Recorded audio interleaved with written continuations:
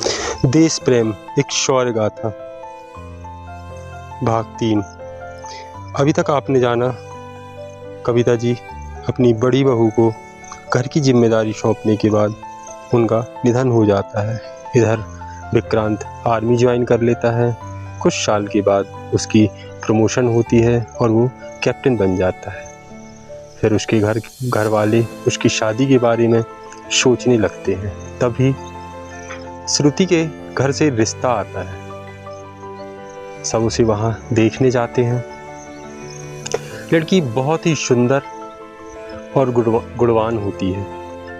वो पहली ही नज़र में सबको देखते ही पसंद आ जाती है। दोनों की एकांत में बात करने के बाद उनकी शादी फिक्स कर दी जाती है।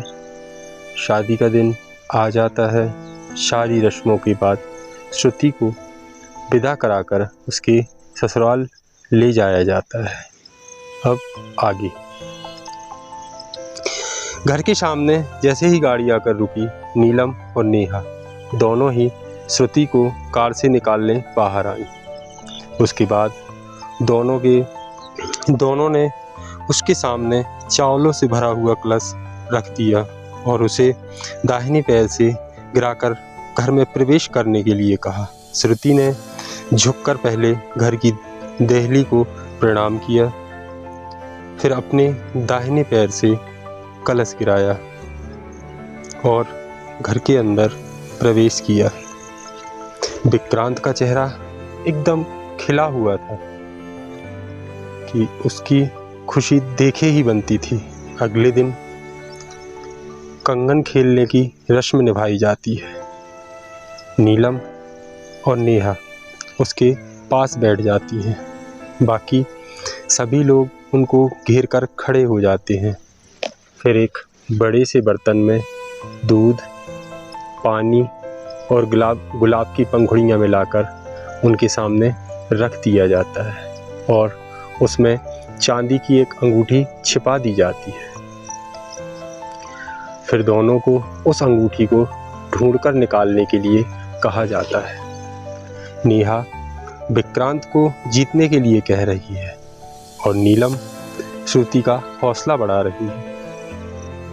तभी विक्रांत के मंझले भाई अजय ने कहा, विक्रांत, कुछ भी हो जाए हारना नहीं। आज हार गया तो फिर श्रुति हमेशा हराती रहेगी।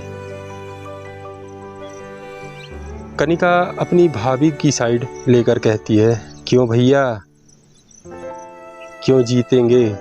देखना, हमारी श्रुति भाभी ही जीतेगी। भाभी जी, जान लगा देना, लेकिन आज कुछ भी करके भैया को जीतने नहीं देना। फिर सभी वहाँ हंसने लगते हैं। विक्रांत के हाथ में अंगूठी आ जाती है, लेकिन वह धीरे से हाथ घुमाता हुआ श्रुति के हाथ तक उस अंगूठी को लाकर छोड़ देता है और फिर हाथ दूसरी तरफ ले आता है। श्रुति जब देखती है कि विक्रांत ने श्रुति के पास खुद अंगूठी लाकर छोड़ी है, तो वह धीरे से मुस्कुराने लगती है। विक्रांत उसे अंगूठी निकालकर इशारा करता है। श्रुति खुश होकर अंगूठी निकाल देती है। अजय विक्रांत को चिढ़ाने लगता है, क्या यार विक्की, देखा हार गया ना, बोला था ध्यान से खेलना। तभी अजय की पत्नी यानी विक्रांत की मंझली भाभी कहती है, अरे विक्रांत की नज़र श्रुति से हटे तब अंगूठी ढूंढेगा ना। नीलम और कनिका श्रुति को गले लगाती हुए कहती हैं, हमारी श्रुति है ही इतनी प्यारी कि कोई भी इसकी झील सी आंखों में खो जाए।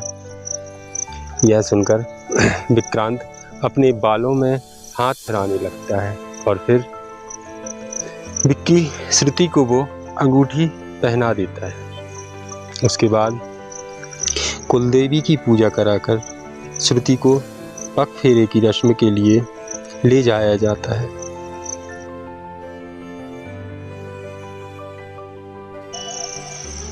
विक्रांत गाड़ी में श्रुति से चुपके से कहता है, तुम पर लाल रंग खूब जचेगा, प्लीज़ आज लाल रंग की साड़ी पहनना मेरे लिए।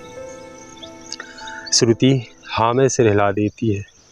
पीछे से दोनों भाभी और कनिका मिलकर उन दोनों का रूम तैयार करती हैं। सुहाग रात का समय श्रुति कमरे में दूध के साथ प्रवेश करती है। जैसे ही वो अंदर जाती है, वो देखती है विक्रांत बेड पर लेटकर सोया हुआ है। उसके आधे पैर बेड से नीचे लटके हुए हैं और आधा शरीर बेड पर है।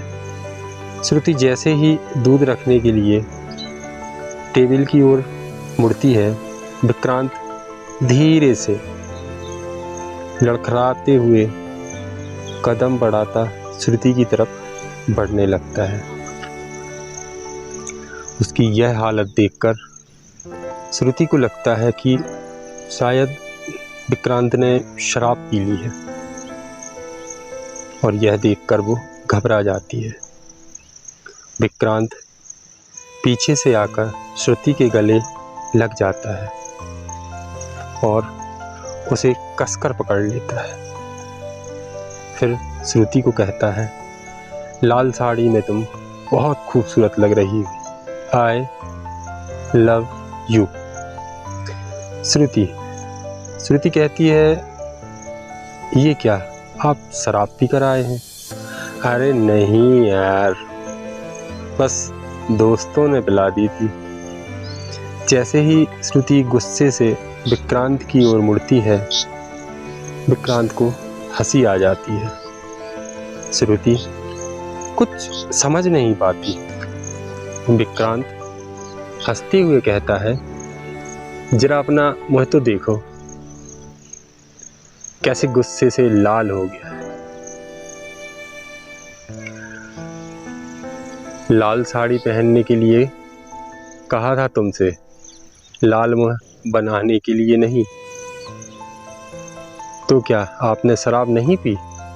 अरे नहीं पागल, आज की रात हमारी जिंदगी की सबसे खूबसूरत रात होगी, तो तुम्हारे पास मैं शराब पी कर आऊँगा क्या? वैसे भी तुम्हें बताया तो था मैंने कि मैं शराब नहीं पीता। सॉरी, मुझे लगा कि वो आपके दोस्तों चेक कर लो। ऐसा कुछ नहीं है जैसा तुम सोच रही हो। मैं तो बस तुम्हारी टांग खींच रहा था। ये कौन सा तरीका हुआ आपका? अरे मैंने सोचा ये स्टाइल पुराना है कि दुल्हन कमरे में बैठी हुई है, घूंघट निकाल कर, फिर दूल्हा आता है, घूंघट उठाता है। यह सब थोड़ा पुराना हो गया है, तो मैंने सोचा कुछ नया ट्राई किया जाए। आप भी ना वैसे ही यादगार रहता है यह पल, और अब आपने तो सच में ही यादगार बना दिया।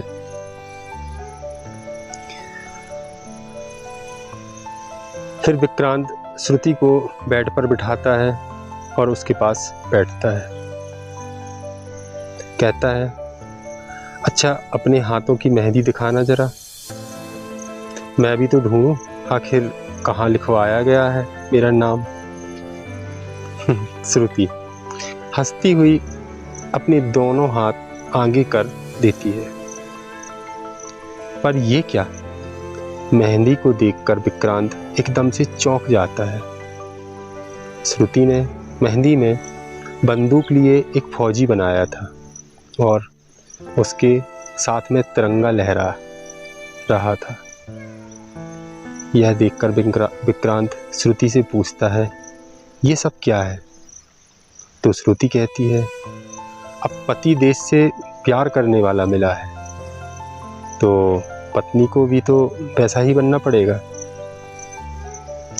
जैसे आपने आज कुछ सरप्राइज़ देने के लिए सोचा, वैसे ही मैंने भी मेहंदी में आपको सरप्राइज़ देने की सोची थी।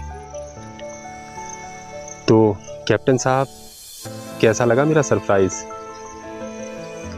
विक्रांत की आंखें नम हो जाती हैं। वो श्रुति के हाथ चूमता हुआ कहता है, बहुत प्यारा, हमेशा ऐसे ही रहना।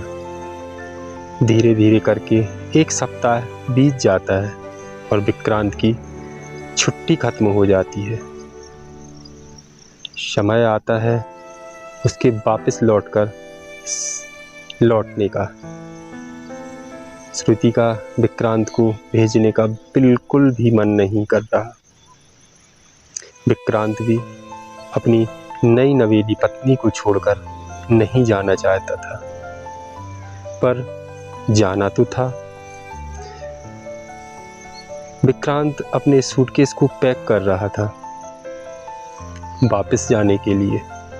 तभी श्रुति एक डिब्बे में विक्रांत की पसंद के बेसन के लड्डू बनाकर लाती है और विक्रांत को देते हुए कहती है, ये लीजिए आपके पसंदीदा बेसन के लड्डू। ये तुमने बनाए हैं? क्यों, यकीन नहीं? बहुत अच्छा किया तुमने। अब जब भी तुम्हारी याद आएगी, इन मीठे मीठे लड्डू को खाकर अपनी प्यारी श्रुति को याद कर लिया करूँगा। फिर विक्रांत श्रुति के माथे पर किस करता है और श्रुति उसके गले से लग जाती है। जब विक्रांत वापस जाता है तो सबकी आंखों में आंसू थे। इधर विक्रांत भी अपनी नज़रें चुराकर बिना पीछे मुड़े जा रहा था। उसे डर था कि कहीं उसने पीछे मुड़कर देख लिया तो वह श्रुति के सामने कमज़ोर न पड़ जाए। आखिर उसका भी तो मन मचल रहा था श्रुति के साथ कुछ और समय बिताने का। फिर एक गाड़ी आकर रुकती है और विक्रांत गाड़ी में बैठकर स्टेशन की ओर चल पड़ता है। आगे की कहानी जानेंगे अगले भाग में। वीडियो अच्छी लगी हो तो वीडियो को लाइक करना, शेयर करना और यदि चैनल को अभी तक सब्सक्राइब नहीं किया है तो चैनल को सब्सक्राइब करना। Thank you. Thanks for watching.